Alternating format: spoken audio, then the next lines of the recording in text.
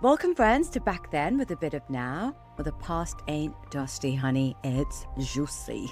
Now, thank you so much for joining in. By the way, this is our first episode, and we've decided to center it around Cleopatra. Fascinating woman, isn't she? The original queen bee of the ancient world. She ran Egypt like a boss, and she spoke more languages than your shitty ex-boyfriend can even bloody count, okay? She had Rome on lock. The vibes were genuinely unmatched. So yeah, let's get into this one. We're gonna get into Cleopatra.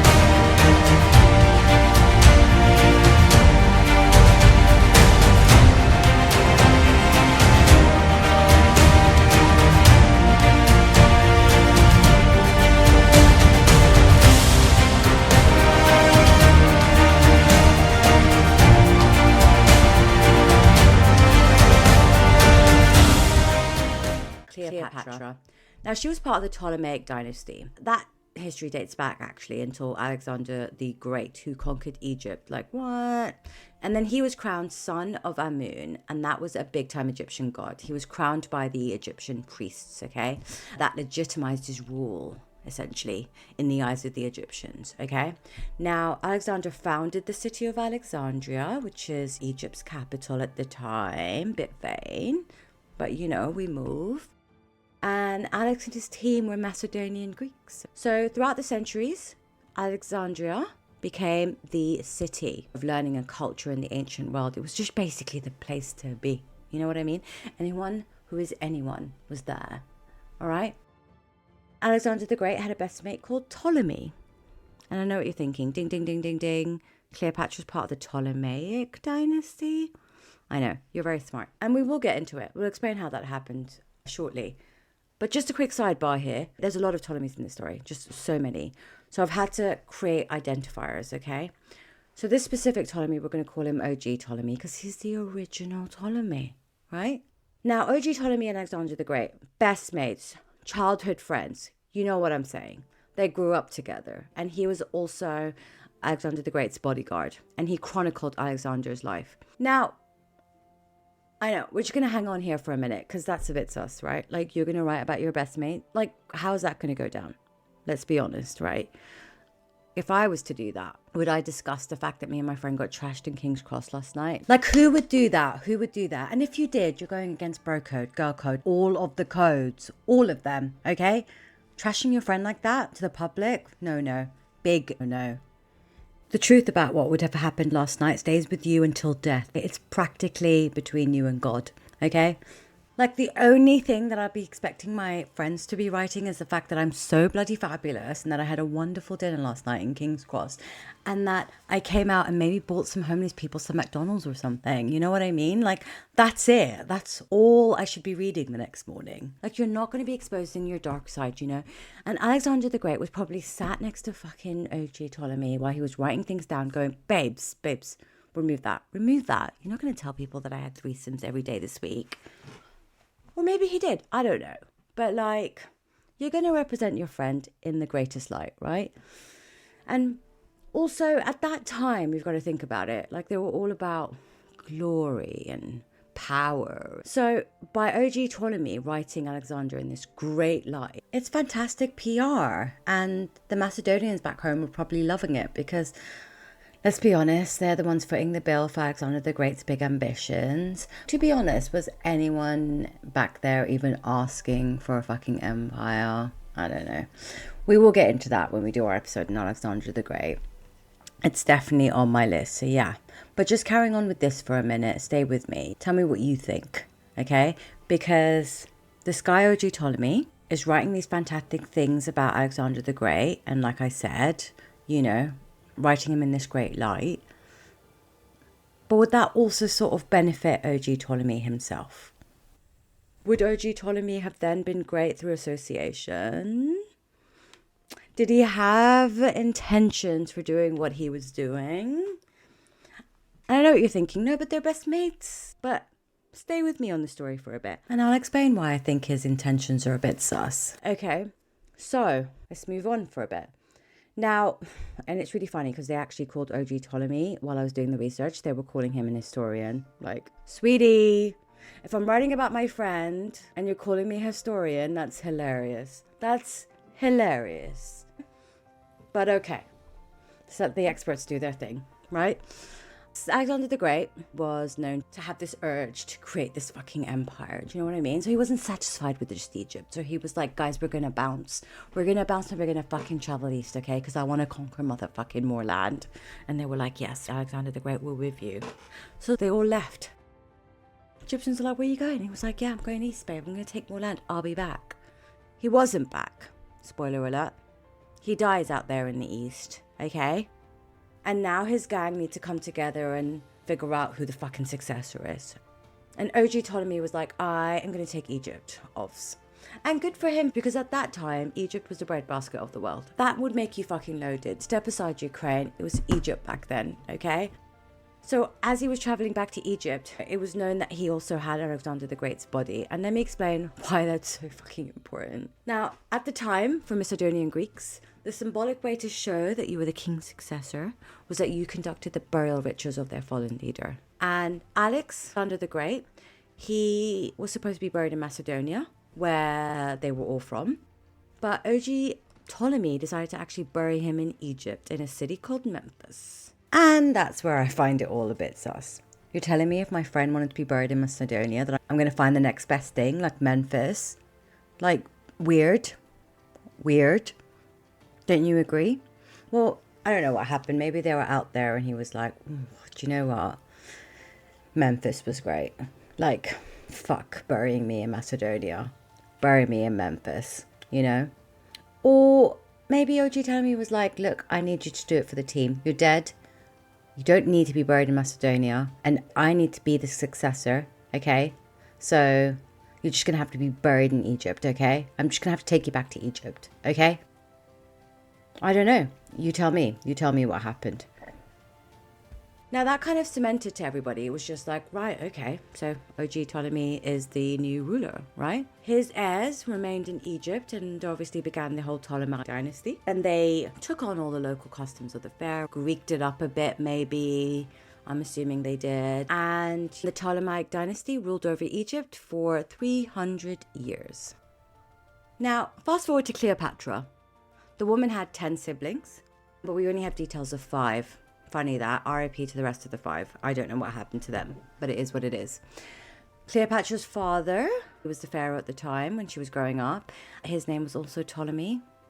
We're going to call him Papa Ptolemy for the purposes of this story. Cleo's mother, we aren't really sure about. Was she a slave? Was she a servant? Was she her dad's sister? Was she her dad's mom? The pharaohs were... I don't know. It was a different world. I don't know. It was weird. Cleopatra's father came to the throne at 80 BC, but he had sort of a really unstable and unpopular reign. And I can explain why. So what was he doing? Well, essentially there was a growing empire, Rome, that was on their doorstep. And, you know, he didn't want to be conquered. He didn't want to be taken over. He was loving the pharaoh life, you know. So what he was doing was that he was essentially bribing Roman politicians to keep Egypt's independence. Yeah. And how did he do that, you ask? Well, how do they all do that? Through taxing the people, okay? So the people were heavily taxed. And it was just pissing them off. You can imagine. Like, what the hell's going on? Like, you're going to tax me? Like what? Like 90%? Like for what? For what exactly? My life isn't getting any better. Look, I don't know if it was 90%, but you know what I mean. And the people are also believing that he was God. You've got to see things from their point of view for a second. They didn't understand why he needed to be carrying to the Romans, you know? It's just sus. It's sus as fuck, right? You know, you're God. You're supposed to be like all powerful and you like need money from me. You know? I'm just a fucking carpenter or whatever they are. Anyways, eventually... the Egyptians had enough. They're like, babe, he's taking all our money and I've got fucking people to feed. And they revolted in Alexandria. So he had to flee Rome. He had to bounce. Do you know what I mean? And it was just like, don't know what the fuck is up with my people. They keep moaning about fucking tax, fucking weirdos. I can't be here. I can't be here. They kicked me out. I need to leave. Do you know what I mean? And the Alexandrians at the time, they were like, right, we need a fucking ruler. So they installed Berenice to co-rule in his place. Berenice was his oldest child. So you've got to imagine Berenice was probably in her late teens. Like, okay, you've just kicked out my dad and you want me to be queen. Okay. Meanwhile, Papa in Rome was seeking military and political support to reclaim his throne. He was bribing powerful politicians left, right, and center, including these guys called Pompey and Julius Caesar. Now, after several years, he returned to Egypt with a Roman army and took back his motherfucking city. The man walked in and was like, bitches, yeah, I'm back. What you can do? Do you see this? Do you see this army? Do you see the Roman army behind me? What do you want to do? And they were like, fine. Do you know what I mean? It is what it is. They let the man in. Ovs. And yeah. And he was like, who's this ruler? Berenice. Berenice. So while they exiled me, you came over and took over. Like, you serious? You serious? She was like, yeah. Like, they did this. I didn't do this. You know, Daddy, you're right. He was like, fucking you heard what I said. Fucking the bitch. You heard what I said. Fucking which he did. He executed Berenice. Papa Ptolemy executed his daughter. Anyway, his family gets weirder and weirder, honestly. Papa Ptolemy took back his throne at 55 BCE. And soon after, the Egyptians get back to being pissed again. All right? Now, from their perspective, it's like, right, the first time we kicked you out, babe, was because you heavily taxed us because you kept bribing these fucking Romans. And now you're heavily taxing us because you want to pay these Romans back for the army that they lent you. And you killed your daughter and we have to pay for it. We have to be the ones paying for it. So they were annoyed. It was kicking off quietly at this point. It wasn't kicking off like hardcore, but it was kicking off quietly. People were just like, what the fuck is this? Now, just for some more perspective of what's happening here, Papa Ptolemy had a 10,000 talents debt to pay to the Romans, okay? Talent was the Egyptian currency at the time, obviously, and that was about 300 tons of silver, okay? That's how much he paid to regain his throne. To be honest, that didn't mean anything to me. It's like 300 tons of silver or what? You know, in today's money, that would have cost about $10 billion. And yeah, I mean, sadly, again, that didn't really mean much to me. Let's be honest, we're living in this country where we're probably giving out 10 billion pounds every Tuesday for something or other, aren't we? So for some more perspective, one silver talent, okay, would pay the annual wage to a skilled worker. A skilled worker, okay? Not just a random worker, babes, you know. I'm talking about your chefs. I'm talking about your tailors. I'm talking about your interior designer. I'm talking about your managers, you know, your house managers. I'm talking about another magician maybe that can whip up a snake in case you've got another terrorist like Moses that shows up asking for slaves back, you know. So I'm talking about whatever skill you had back then, like your tailors, your carpenters, etc., you know. They would have been paid one talent, you know, annually for 9 to 10 years. 9 to motherfucking 10 years, okay? So you can imagine the people are pissed. Can you imagine the other, like the non-skilled workers? Like they were sat there going, I can't afford that. I can't afford what Tony pays. Like, Tony, like, what? Like, Tony the carpenter, how long is it going to take for him to pay back that debt? How long? Genuinely, like, how long? Do you know what I mean? And can you imagine like the families? I don't know. It must have been insane. Sorry, don't want to get sidetracked into all that. So yeah, you can imagine they're fuming. It's like, how are we going to pay back this fucking debt, you know? And you've got to also imagine that Cleopatra was a teenager watching all this go down, okay? Just like, you know, Dad, people are pissed. Anyways, so he ruled, Papa Ptolemy that is, for 3 to 4 more years. And named Cleopatra and her younger brother, another Ptolemy. We're going to call him Brother Ptolemy, okay? So Cleopatra and Brother Ptolemy, they are now pronounced the heirs to the throne because the father passes away. That's what he wanted. So those two have got to marry. That's what they did back then. That's what they fucking did back then. But it just kind of makes you think, how would the wedding have gone? I would have loved to just be transported back in time just to see the wedding. I mean, could you imagine the best man speech? Ladies and gentlemen, welcome to the royal wedding. What an honor this is to me, honestly. An absolute honor to watch these siblings get married. Anyway, we've got to remember that love is optional, and, you know, they did make me come here because this is bloody disgusting, let's face it. But, you know, let's raise a toast, you know, for them keeping their bloodline suspiciously pure. Because let's face it, genetic diversity is just for the peasants, right?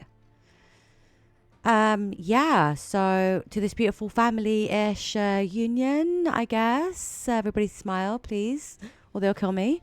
And to the beautiful queen sister and king brother, I guess. I saw him eat sand earlier. Disgusting, I know, but, you know. Now, may your reign be long. We love you guys. We love you guys. Cleopatra was 18 years old. She had to marry her 15-year-old brother. 15. Cleopatra was probably the favorite, okay? She was very intelligent. She was ambitious. She had that political savviness. She was so charming. That was one thing about her. It was just the way she spoke and the way she acted. Like, you were just so charmed by her. You were like, this woman is amazing. Like, she's got it. Whatever it is, she's got it. You know, we've all met people like that, you know? And she had it. She had that X factor. Simon would have hit the golden buzzer. You know what I mean? And she spoke about 7 to 9 languages. And she was the first pharaoh of the dynasty to speak the native Egyptian language. Amazing, right? So you can imagine as well, like these servants and slaves and everything that were able to talk to someone that they would view as a god. That must have been insane. Like, I can communicate with God. I've spoken to God today, face to face. Like, that must have been insane for them. That must have, yeah. And she was incredibly intelligent. She was politically savvy. She was running the show. Like, obviously, you know, it wouldn't be her. No one's going to be asking her brother for anything. Do you know what I mean? It's like, you're 15, like, go kick rocks. I'm the one who's going to be figuring things out. And she was really thinking about her kingdom, okay? So she was like, I need to kind of set about some economic reforms here. I need to kind of restore Egypt's prosperity. Her father had crippled Egypt. Her father got ousted. Her father, who they would have seen as a god, got exiled out of the kingdom. They could turn on her any minute as well. People were just getting sus. It was like, you can't tell me you're God and be broke and be dependent on other people. Like, what are you talking about? Like, it's all shady. It's all fucking shady, okay? And she also wanted to assert some independence as a ruler of Egypt. She really wanted that separation against Rome. Like, I don't want to be viewed as a puppet any longer, you know, like my father was. But in the background, there was like a power struggle brewing, okay? Now, these advisors were circling Brother Ptolemy, and they were probably getting pissed. They were like, oh, Cleopatra was like clever and she could like do this on her own. She doesn't listen to me. She's not listening to me. You know what I mean? They knew and they feared that she had too much political power and they were going to lose the throne.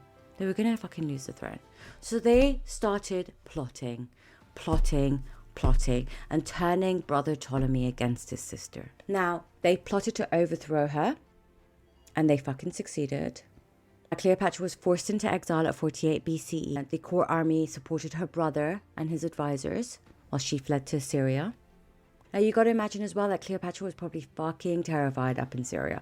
Fucking stressing the fuck out. She saw what her father did. You know, she's got these advisors around her brother. She saw what happened to her sister. Are they going to kill me? Are they going to send these assassins to kill me? Like, I need to do something. I need to step up, you know? It's every person to themselves in this family. So you could imagine what she thinks that they could do to her while she's in exile. There's no fucking about, okay? It's a type of family that when dinner is called, you'd arrive at the table with fucking pocket knives and you all be side-eyeing each other. Who's going to taste the pudding first? You know? It's just that kind of family. Yeah. So now she's in exile and she's got to kind of figure out, should I raise an army? What should I do? Till she hears one day that there's this guy called Julius Caesar who's rocked up to Alexandria. Interesting. And a light bulb goes off in her head and she's like, maybe there is something that I can do.